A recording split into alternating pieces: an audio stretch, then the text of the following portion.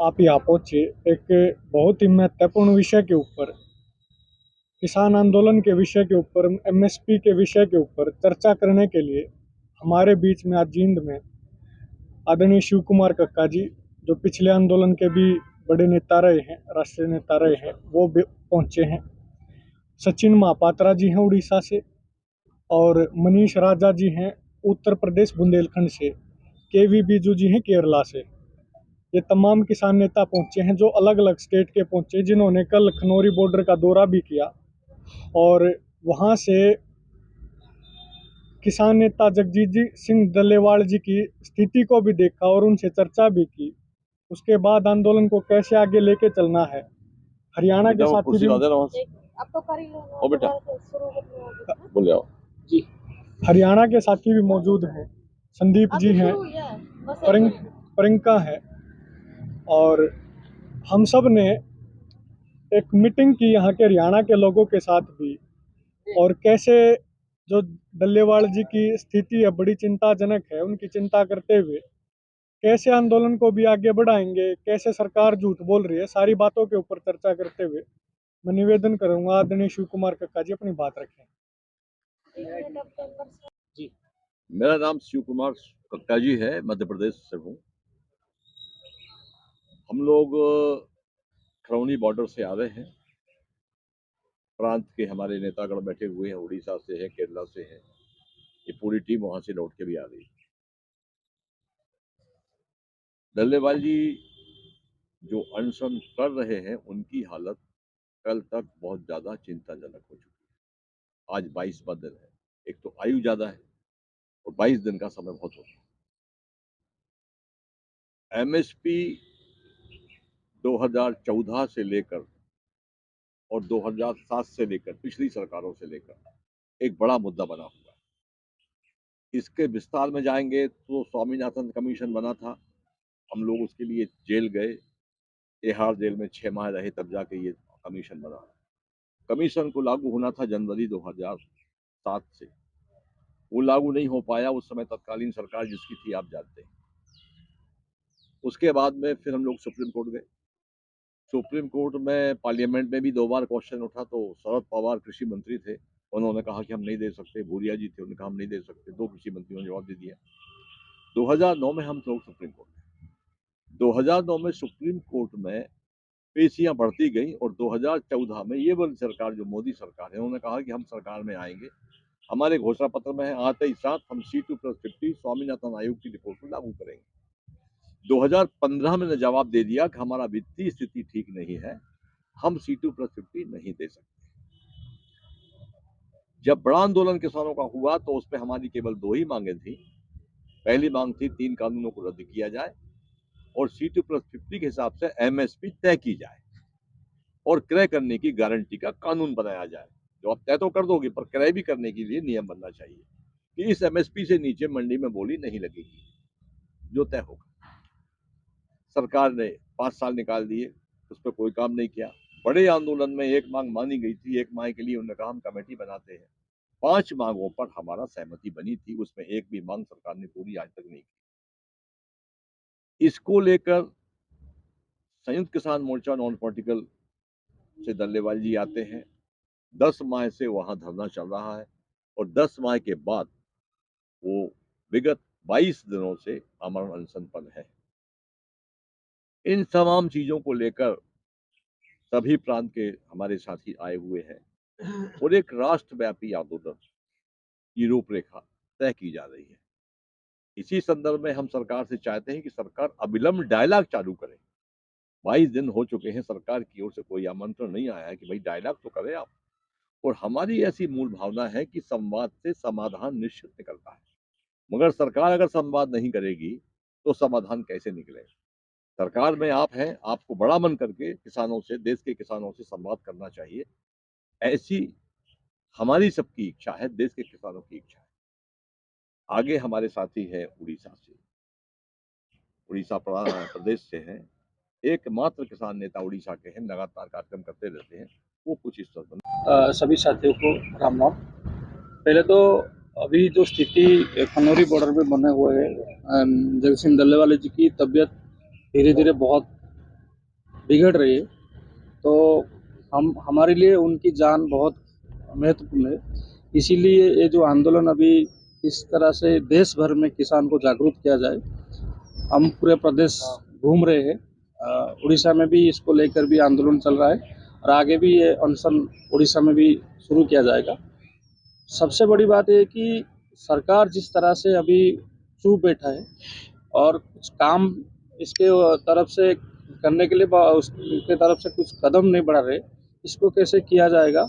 और पूरा देश की तमाम जितने भी किसान लीडर है प्रत्येक प्रदेश से, हम उनको भी कनेक्ट करते जा रहे हैं और अभी सभी इस मूवमेंट में कैसे जुड़ेंगे, इसको लेकर हम प्रदेश से प्रदेश प्रांत घूम रहे हैं और इसको लेकर भी आंदोलन पूरा तेज किया जाएगा। बाकी जो भी विस्तार से हमारे अक्षय नरवाल है वो बताएंगे। 2 दिन पहले एक स्टेटमेंट बताया। अभी आप देखें तो गवर्नमेंट ऑफ इंडिया का department of food and public distribution का वेबसाइट में देखे तो अमित शाह ने बोला हमने एमएसपी दिया वैल्यू 3.5 टाइम्स बढ़ा। आप सरकार के वेबसाइट में देखें तो आपको देखेंगे MSP paid to farmers for wheat procurement is increased to 2.16 lakh crore to 4.88 lakh crore. Government website itself is saying only 126%. मिशन झूठ बोल रहे इधर। एक MSP paid to farmers for paddy procurement है, ये 4. देखो सरकार का वेबसाइट कितना, पूरा वेबसाइट का स्टैटिस्टिक देखे तो हमको समझा है। और एक्सपेंडिचर प्रोक्योरमेंट है 2014-15 2.28 lakh, it is increase to 2.22 it is only 15%. MSP for paddy in 2014-15 1360. Now it is reached to in 2014-15 to 2275. For wheat it is 2300, only approximately 70%. Amit Shah ने झूठ बोला 2.5 टाइम्स। ये पूरा सरकार ने शुरू से झूठ बोलकर प्रचार करता है, बहुत मीडिया भी उनके साथ ऐसा प्रचार करता है। अभी 2014 में इलेक्शन के समय सरकार बीजेपी ने बोला हम आए तो एमएसपी का कानून लाएगा। उन्होंने क्या वादा किया अभी हम ये पूछता है। इसके अलावा अभी देखो ये सरकार अभी पूरा कॉर्पोरेटाइजेशन जारी करने के लिए पहले कानून आया, 5 दिन पहले एग्रीकल्चर प्रोक्योरमेंट एंड मार्केटिंग लिए नया पॉलिसी लाया, ड्राफ्ट पॉलिसी डाल दिया। ये ड्राफ्ट पॉलिसी पहले कानून में क्या था ये सारा इसमें आ गया। अभी जीएम सीड के लिए सुप्रीम कोर्ट ने बोला नया पॉलिसी बनाओ। अभी तो 4 महीने हो गए, अभी तक कुछ नहीं बनाया। हमका अलग डिमांड था WTO से बाहर आने का, उसके बारे में कुछ नहीं बताता है। और मुक्त व्यापार समझौता यूरोपियन यूनियन के साथ, अमेरिका सारा ग्रुप के साथ IPEF सारा मुक्त व्यापार समझौता का अभी हस्ताक्षर होने वाला है, उसका चर्चा चलता है। 2013 में हमने बहुत बड़ा आंदोलन किया, उस समय यूपीए सरकार था। हमारा आंदोलन को समर्थन कर Indo European union free trade agreement को ये बीजेपी लोग विरोध किया, पार्लियामेंट्री स्टैंडिंग कमेटी लाया। पार्लियामेंट्री स्टैंडिंग कमेटी हमको किसान नेता के रूप में मेरे ऊपर भी लाया उधर। हम उधर उस समय पूरा बीजेपी का लोग European union free trade agreement का विरोध करता है। अभी फिर से चर्चा शुरू किया ये सरकार आने के बाद। सरकार क्या पहले बोल दिया उसका पूरा उल्टा करता है, पूरा कॉर्पोरेट को मदद करता है, पूरा अमेरिका को मदद करता है, यूरोपियन यूनियन की मदद से हमारा किसानों का पूरा बर्बाद करता है ये सरकार। ये इतना किसान विरोधी सरकार इसके पहले नहीं है, हम इतने बताना। मैं आपको थोड़ा सा बता दूं उनके बारे में।